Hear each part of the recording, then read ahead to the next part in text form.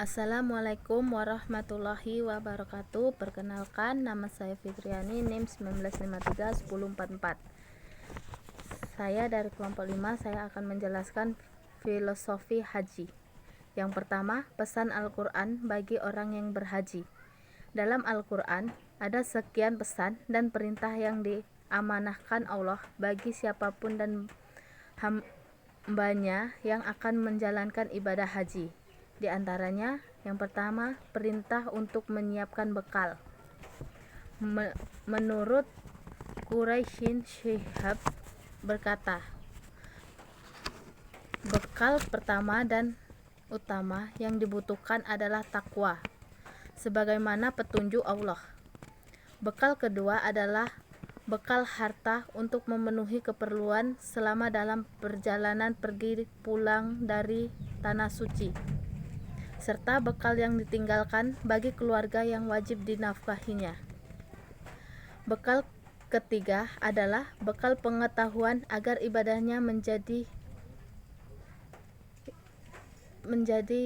ibadah yang sah di mata agama, terutama tentang penguasaan manasik dan tata cara melaksanakan ibadah haji seperti yang dicontohkan oleh Nabi Shallallahu Alaihi Wasallam. Bekal ketiga adalah bekal kesehatan jasmani dan rohani.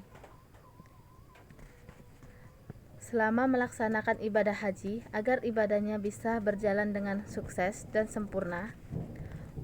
Bekal keempat adalah semangat jihad, kesungguhan serta ketekunan melaksanakan ibadah haji secara sempurna. Dan bekal kelima adalah keikhlasan. Yang B, perintah menyempurnakan ibadah haji dan umrah. Kata atimun oleh sementara ulama dipahami dalam dua arti. Yang pertama, laksanakanlah masing-masing keduanya dengan sempurna, sehingga tidak ada salah satu unsurnya pun yang tersisa atau tertinggal, baik itu rukun maupun syarat, yakni keduanya ada juga yang memahami perintah penyempurnaan dalam ayat itu, dalam arti sempurnakanlah keduanya sesuai dengan apa yang seharusnya dilaksanakan dalam kegiatan haji dan umrah. Yang C, perintah meluruskan motivasi berhaji untuk Allah semata, lillahi ta'ala. Hal tersebut sebagaimana disyaratkan oleh masing-masing pengkalah. Kalimat pertama dari ayat 97 surat Al-Imran, yaitu walillahi 'alan nasi hijjul baiti man nistaha ilaihi sabilillah, serta ayat 196 surat Al-Baqarah yang berbunyi wa atimul hajja wal umrah lillah. Meski semua ibadah harus dilaksanakan karena Allah, namun ibadah haji yang ditetapkan agar dilakukan karena Allah. Menurut Quraisy Shihab, ini disebabkan pada masa jahiliyah kaum musyrikin melaksanakan untuk aneka tujuan yang tidak sejalan dengan tuntunan Allah, misalnya berdagang, reunian, dan sebagainya.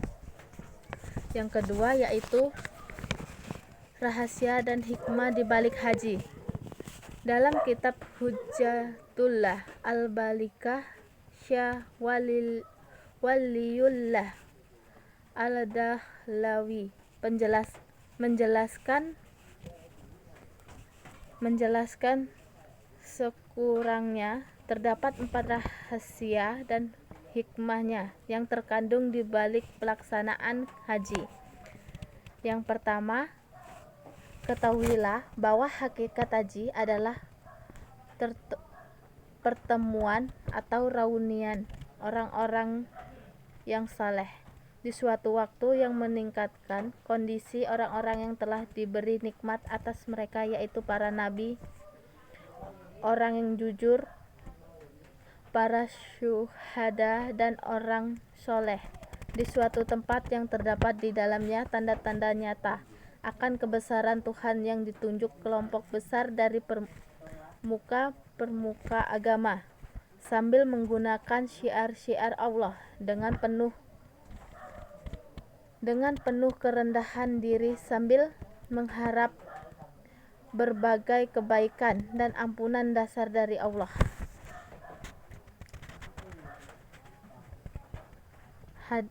Di dalam hadisnya, tiada suatu hari di mana setan terlihat begitu kecil, dekil, hina, dan dimurkai, kecuali pada hari Arafah.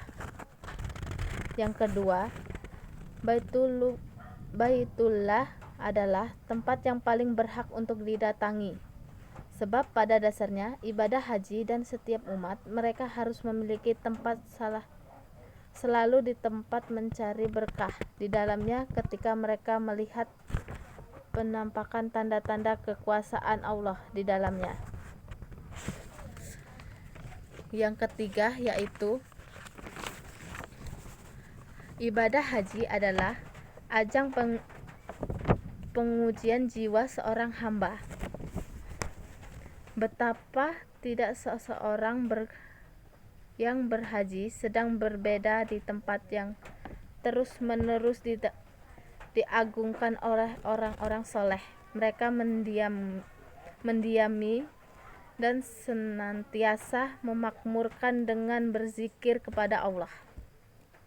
Yang keempat, ibadah haji sebagai ajang evaluasi untuk pemilihan orang taat dari orang munafik. Baiklah, kurang lebihnya itu yang dapat saya sampaikan. Kurang lebihnya saya mohon maaf. Saya akhiri. Wassalamualaikum warahmatullahi wabarakatuh.